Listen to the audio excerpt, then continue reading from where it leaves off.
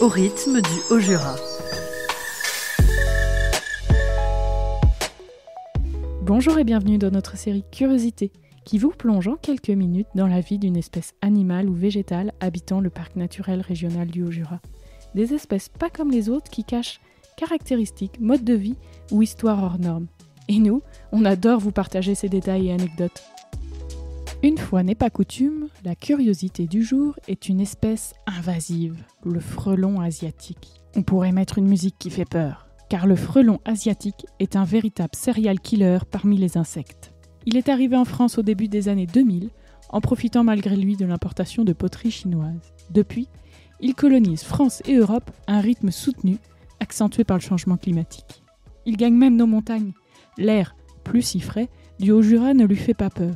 Bête noire des apiculteurs, menace pour les insectes sauvages et domestiques. On vous raconte tout sur ce visiteur venu d'ailleurs.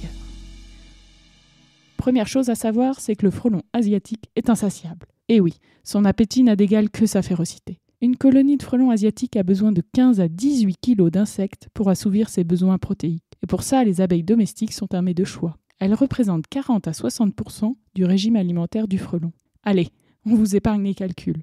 En sachant que 10 abeilles ne pèsent qu'un gramme, alors une ruche de 60 000 abeilles peut facilement être décimée. Les chiffres donnent un aperçu du carnage, et c'est bien de ça dont il s'agit. Le prédateur attend patiemment devant la planche d'envol. Piou ! Une ouvrière arrive. Il la saisit avec ses longues pattes jaunes et la décapite, lui arrache son thorax et le déguste, si l'on peut dire. Ça ne s'arrête pas là. Il a aussi besoin de sucre qu'il va trouver en butinant le nectar des fleurs. Et vlan, un nouveau coup bas pour les butineurs avec qui il rentre en concurrence directe. Comment elles font les abeilles en Asie, me direz-vous ? Eh bien, elles ont développé des mécanismes de défense ingénieux. Par exemple, elles encerclent un frelon, puis font vibrer les muscles de leur abdomen. La température monte. 30, 40, puis finalement 47 degrés Celsius. Le frelon asiatique ne peut survivre au-delà de cette température, mais les abeilles, oui. Nos abeilles européennes n'ont pas encore eu l'occasion d'évoluer et de développer des stratégies de défense ou d'attaque. Pour l'instant, elles sont désarmées. À nous d'essayer de les protéger. Si vous détectez un nid de frelon asiatique, appelez un professionnel pour le détruire. L'hiver, la colonie est déjà morte et la reine douillettement installée sous terre. Les professionnels peuvent essayer de les piéger au printemps quand elles sortent d'hivernage de façon coordonnée et spécifique. Spécifique, c'est le mot-clé. Car notre frelon européen ne doit pas pâtir d'un délit de faciès. Lui, il fait partie de la faune locale et a toute sa place. D'autant que les pièges ne doivent pas représenter une pression de plus sur les insectes. Donc abstenez-vous d'installer des pièges, ils peuvent faire plus de mal que de bien. Laissez faire les pros, mais par contre, ouvrez l'œil. Si vous ne l'aviez pas encore compris, ce frelon est une véritable machine de guerre qu'il est difficile de contrer. Un exemple parfait pour illustrer la menace que représentent les espèces invasives pour la biodiversité autochtone.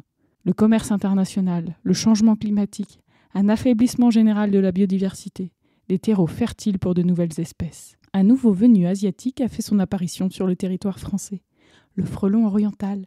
Il a été observé pour la première fois en 2021 dans la région de Marseille. Et il pourrait bien faire parler de lui à son tour. Envie de découvrir une nouvelle curiosité ?